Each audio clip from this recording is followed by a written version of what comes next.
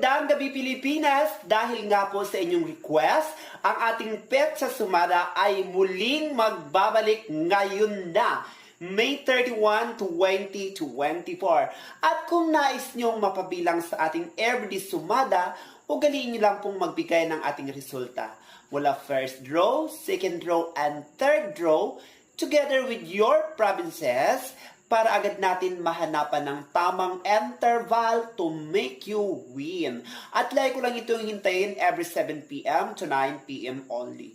Maaari kayong magpa-code ng inyong mga birthdays, anniversaries, maging ang inyong mga panaginip, sapagkat ang bawat panaginip ay may kanya-kanyang anunsyo at numero na sa inyo ay magpapanalo. Kaya tara na, samahan nyo akong maghahanap ng panibagong lucky numbers na magpapanalo sa inyo ngayong Petsa Sumada ng May 31, 2024. Narito na ating Petsa Sumada nationwide for a still waiting number for May 31, 2024.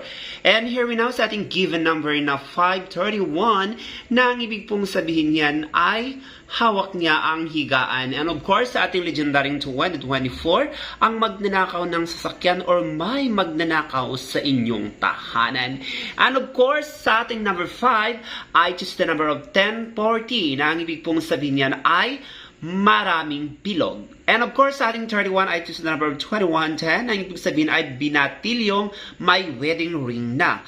And of course, sa ating 20, I choose the number of 1622 na ang ibig pong sabihin niyan nakasalubong siyang magkasama. So why I choose 1622 for number 20 was 16 plus 2 plus 3 equals number 20. And for a 24, I choose the number of 3417 na ang ibig pong sabihin niyan ay may naglalandian sa loob ng tahanan. So I choose 3417 because 17 plus 4 equals 21 plus 3 equals number 24. And here we know for the first lucky numbers, ang 10 plus 40 equals to 30 and 21 plus 10 equals to 31. Ang ibig sabihin ng 30, 31, may nakahiga sa butas. And for another second lucky number, 16 plus 22 equals to 38 and 34 minus 17 equals to 17. Ang ibig sabihin ng 38, 17 ay maraming taong naglalandian or lumalandi na. And of course, so na po our strongest number for today, May 31, 2024. And of course, 30 minus 31 is equals to 1.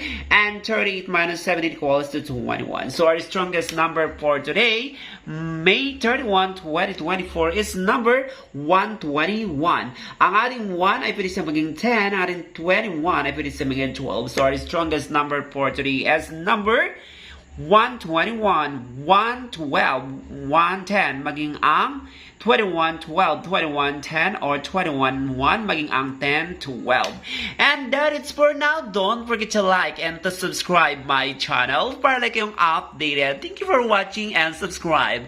I love you all and God bless. Subscribe.